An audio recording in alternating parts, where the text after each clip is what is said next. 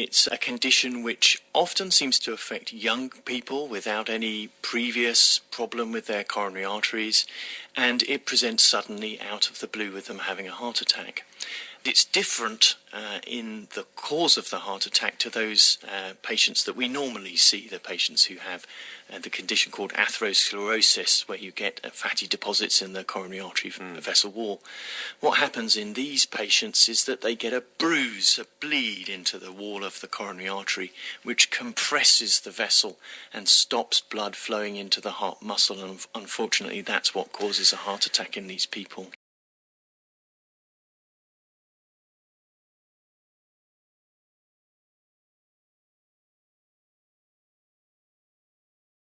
Rebecca Breslin was 34 when she, back 2 years ago, March 2012, a fit and healthy woman, no reason to be concerned about her heart at all.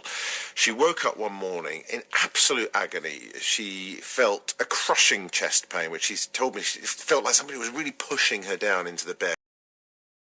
I remembered Dr. Adlam. I knew that he was the one person that was able to answer some questions. And at that point, I'd made contact with between 30 and 40 other SCAD patients in the UK and a few in Ireland.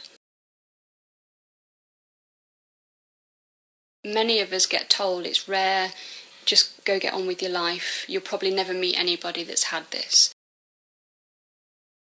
This condition predominantly affects women. We also know that there's an association, unfortunately, with pregnancy and childbirth. So it's a condition that can cause a heart attack for ladies either in pregnancy or just after or around childbirth or during breastfeeding. So there does seem to be this hormonal link. The timeline to research was just 2.5 years after Rebecca had her SCAD heart attack. During the year after her heart attack, she gathered details of a sizable group of UK SCAD patients. When she presented this to Dr. Adlam, he was keen to do research. Set-up funding was provided by the Leicester Cardiovascular Biomedical Research Unit. Patients then attended meetings at Glenfield Hospital to discuss research needs, and the web portal for SCAD research was launched. This was followed by funding from the British Heart Foundation and ethics approval. In September 2014, consent forms were sent out to those who registered for the study, just 18 months since Rebecca and Dr. Adlam first discussed the need for research.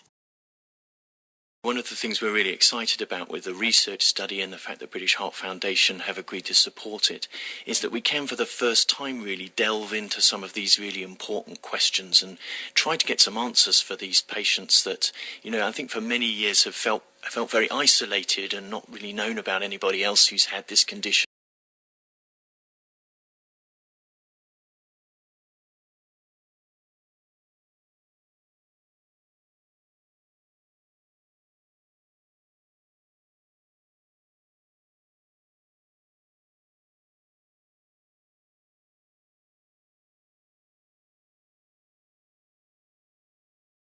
We would not be where we are today with a research programme if it hadn't been for Rebecca and her group.